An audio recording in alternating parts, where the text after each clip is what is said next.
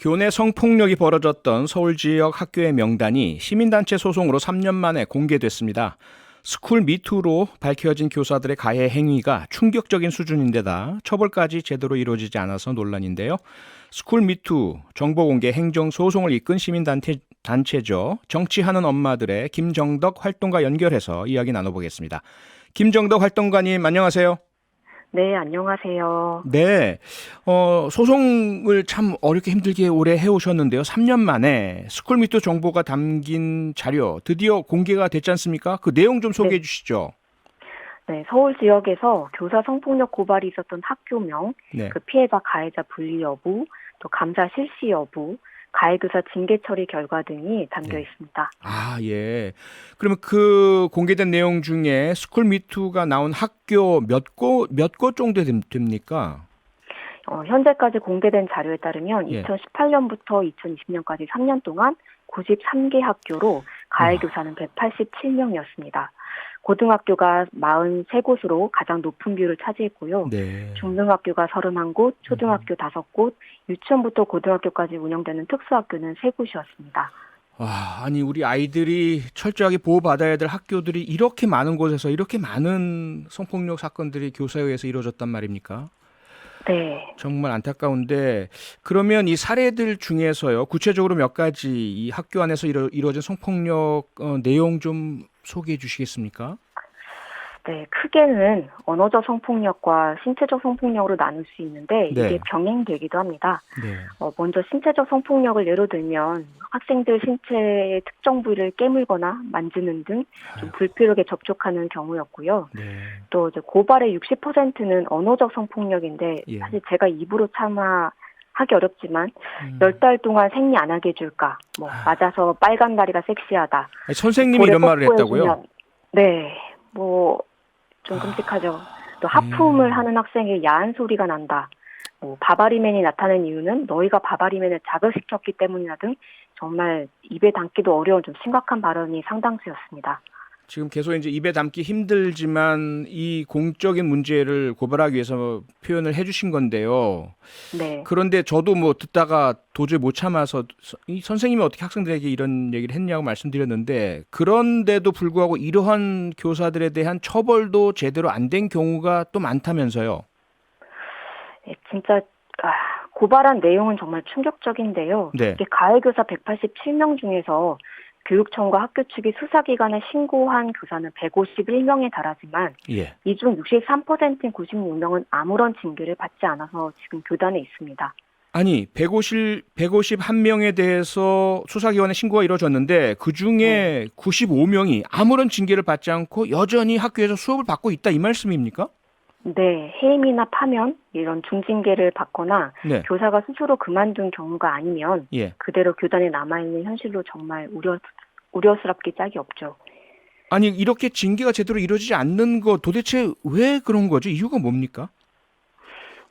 신고를 해도 네. 가해자가 가벼운 징계나 처벌로 그 교단으로 돌아오는 경우가 60%고요. 예. 또 학교 현장에서 이루어지는 교사의 아동폭력은 그 발달 과정에서 일어난다는 점에서 심각한 범죄입니다. 그렇죠. 학교가 이제 10명 이상 가해교사 되는 학교가 서울 용화여고, 서울 외고, 명지고등학교 등이 있는데 네. 같은 재단 소속으로 가해교사를 합치면 28명에 달하는 일심여상, 일심여중, 잠실여고 등이 있어요. 네. 일부 교사들의 일탈적인 범죄가 아니라 현장에서 폭력적인 아동인권 침해가 만연해 있다는 게 구조적으로 드러났는데요.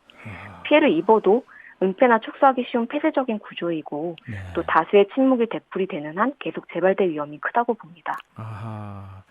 참 학교 현장에서의 교사들의 학생 대상 인권 침해 행위 심지어 뭐 성폭력적인 행동들이 제대로 징계받지 못하고 있다. 너무나 안타까운 상황인데 심지어 이 언어적인 성폭력뿐만 아니라 신체적인 성폭력 행위자들도 제대로 처벌받지 않은 사례가 있다면서요.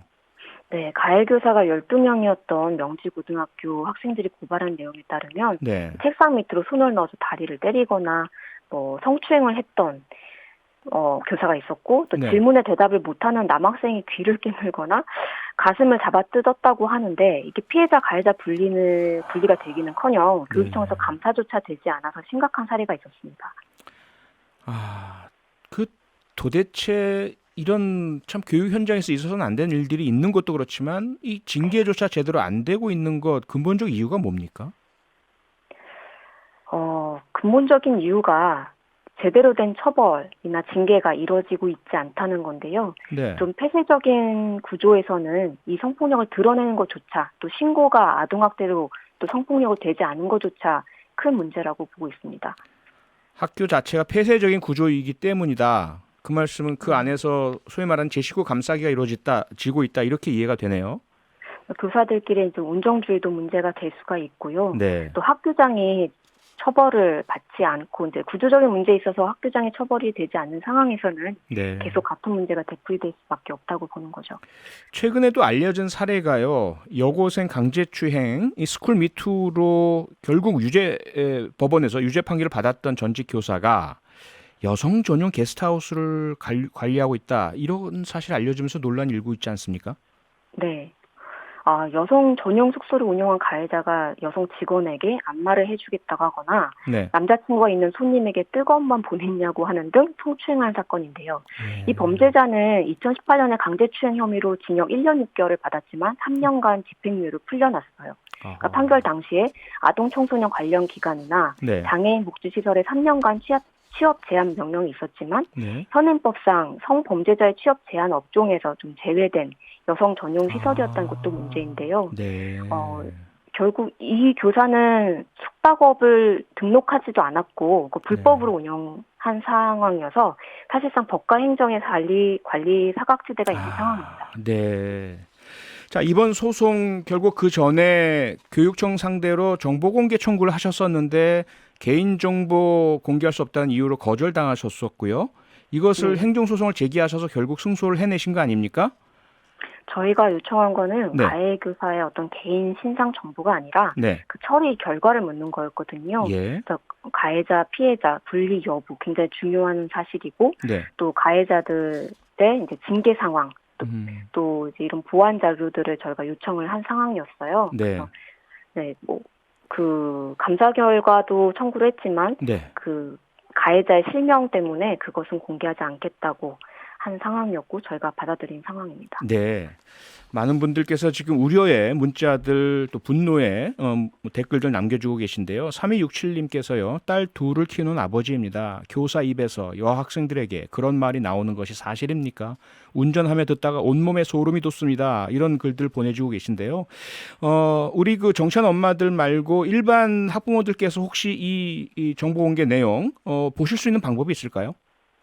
네, 현재까지 서울시 교육청이 공개한 자료들 중에서 네. 징계 여부 등 좀 미흡한 부분을 보완 요청한 상태이고요. 예. 저희가 이 관련 보완 자료를 받는 대로 정치하는 엄마들 홈페이지에 올릴 예정입니다. 정치한 엄마들 홈페이지 올라오는 대로 찾아보시면 되겠군요. 네. 앞으로 그러면 이 공개된 내용을 바탕으로 해서 어떤 활동 이어가실 계획이십니까? 학교명이 공개되고 언어성폭력은 처벌도 징계도 약했다는 게 밝혀져서요. 네. 저희가 서울시 정보공개 판결을 토대로 학교를 밝히지 않았던 전국 시도교육청들에 다시 정보공개 청구를 할 예정입니다. 네. 또 이 공개된 자료를 바탕으로 학교 성폭력 사안 처리가 미흡했던 교육청과 학교들은 감사 청구를 할 것이고요. 네. 아동학대, 정서학대로 고발할 예정입니다. 그래서 2018년도에 스쿨미투 피해자 또는 목격하신 분들은 공개 모집을 할 예정이니 많은 관심과 참여 부탁드립니다. 네. 오늘 말씀은 여기까지 듣겠습니다. 고맙습니다. 네, 감사합니다. 네, 지금까지 시민단체 정치하는 엄마들의 김정덕 활동가였습니다. 평일 저녁 6시 5분에 여러분을 찾아갑니다. MBC 라디오 표창원의 뉴스 하이킥.